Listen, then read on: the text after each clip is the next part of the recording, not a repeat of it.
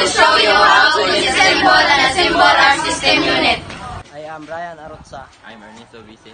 I am Rose JNT Gogan. I'm Oliver Gera. I'm Galshewin Ubial. I'm Marie Borlat. And I'm Marby P. Jimena. And now, we will start to disassemble our system unit.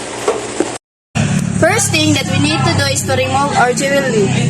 And we need a screw to remove the bolt on our system unit.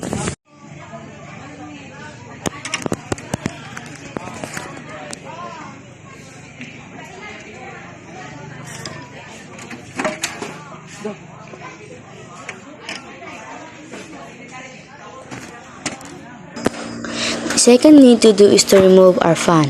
Fan is used for active cooling and used to draw colder air into the case from the outside, expel warm air from inside, and move air across a heat sink to cool particular component.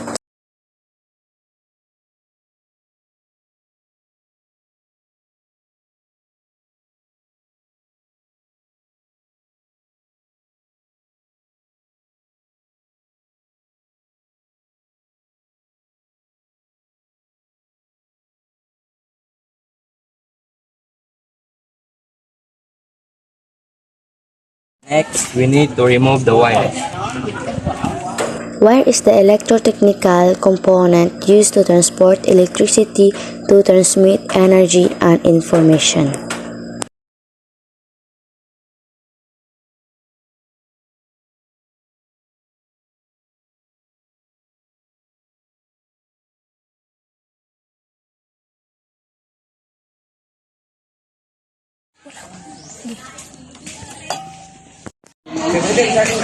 Next is to remove the power supply. Power supply is an electrical device that supplies electric power to an electric load, and power supply convert electric current from a source to the correct voltage, current, and frequency to the power load.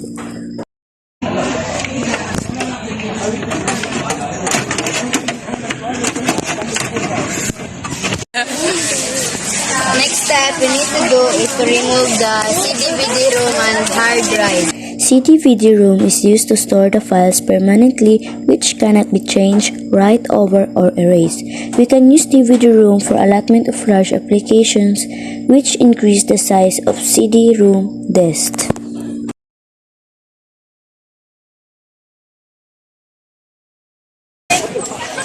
Remove the RAM. RAM is a form of computer memory that can be read and changed in any order, typically used to store working data and machine code.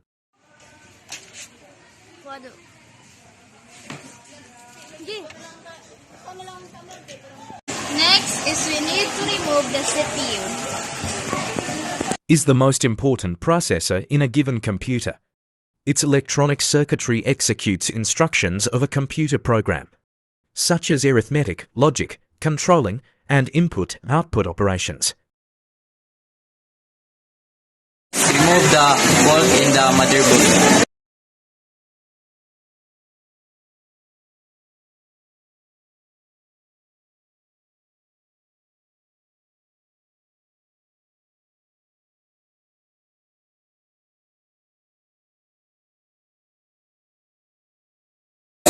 Since we cannot pull up our motherboard, we should continue to assemble our system unit.